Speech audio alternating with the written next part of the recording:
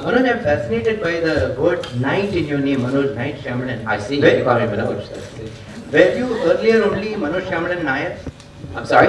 Were you earlier known as Manoj Shyamalan Nair in India? Nair? The Malayali surname. No, first I'm hearing of it from you. What? So no, I guess the answer would be no to that one. No, it was this. I didn't have a middle name. My mom and dad didn't give me a middle name, so somehow I saw that as a sign of a moment of definition at 17 years old. As I was becoming this, person, because I wasn't quite there yet. Kind of, I know I wasn't. This wasn't, right yet. I wasn't feeling good in my own skin. So I think all of us go through that at that age. And it was this wonderful moment, and I had gotten scholarships to go to NYU. And one of them was a government scholarship called the National Merit Scholarship, which they give to a handful of the kids. And it's a government, so I had to become a U.S. citizen. And so this is this moment of redefinition. And I was studying the Lakota Indians at that time, which is actually the American Indians. And their culture is based a lot on the worship of nature. And, kind of understand, ironically, when we're talking about this movie, but they, their worship of the sky, the ground, that, and in the end, it seems so primitive, that idea, but in the end, maybe they had it right, and we all have it, it's like, that's really the only thing that matters of these things. They're the things that we're, entrusted with. And there was something beautiful about their connection to the planet, Earth, and the elements.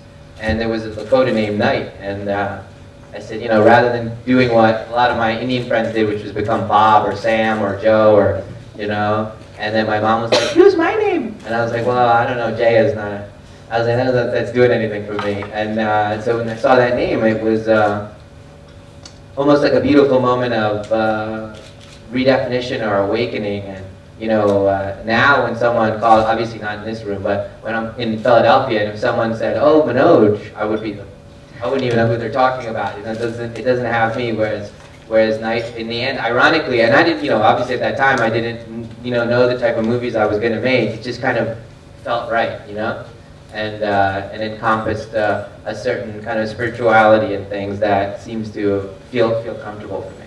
Just one more question. You are taken very seriously all over the world as a filmmaker from India who is making good international films. Shekhar Kapoor is another person. But do you think really Indian filmmakers have come to a stage where they are looked upon as some great filmmakers other than you and Shekhar all over the world? Well, I mean, Satyajit Ray definitely is considered a master on that front, like Kurosawa. But probably, the Indian filmmakers don't get as much credit as they deserve. I mean, surely, because it's still a very xenophobic world. It's slowly changing, but it's gonna take a little bit of time before the accessibility gets all the way over to the West there.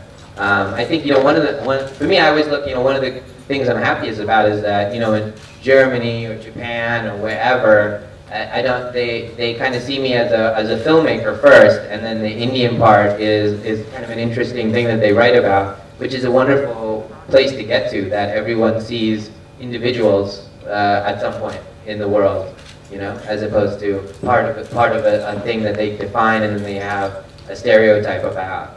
And I was saying earlier about the reason I don't generally go to awards and things like that, but this particular award felt so wonderful because it felt like a cultural award that I take really seriously, because we go around wherever I am in Spain or whatever, every teenager there, they're all screaming and want to come to the movies and all that stuff, and they're like, night. And my favorite thing is, like, I'll be walking out on the street and someone will scream my name from a window or something, Shaman, like that, and they'll say it perfectly. Whereas my 5th grade math teacher could never say my name, They would just maul it, and every kid all around the world says it perfectly. That's such a cool thing, It opens up their perspective of what the world and all. It redefines it a lot. I mean, I take it really seriously, as does anyone, I think, of a minority in the Western world that has an opportunity like Tiger Woods, or everything you do and say is representative and expands people's possibilities about what they're thinking about Indians. What I want to ask you is, why did it take you so long to collaborate with an Indian company, and what was your experience working with them? How different was it? Ronnie never asked to fund any of my other movies. We should have worked together earlier. We just met. That was the only thing. It was great. It was fun. You know, it was a very simple. As I said, the happening. Luckily for us, wasn't fraught with problems and fighting and over budget and all that stuff. We didn't have any of that. We had a really kind of a perfect symmetry to it. And also, one thing that was really important is that UTV Money had done a couple movies with Fox already. And so that relationship was really important because I wanted Fox to release it, and I wanted to make sure they were really comfortable with my partner that I was going to bring in. And so it felt like all three were, this is the perfect marriage. Yeah, I think if I could just add to that, I think between the time we kind of first had breakfast stroke brunch, and we saw the first screening in January, end of January, that it really was a very, very smooth ride. And I think one of the quickest films that you made in some time, right? Yeah, it was very, very quick, the whole thing kind of, I can't even believe we're here talking about it. I kept saying, I'm still in that mode of, oh, I'm going to make that happening, and then,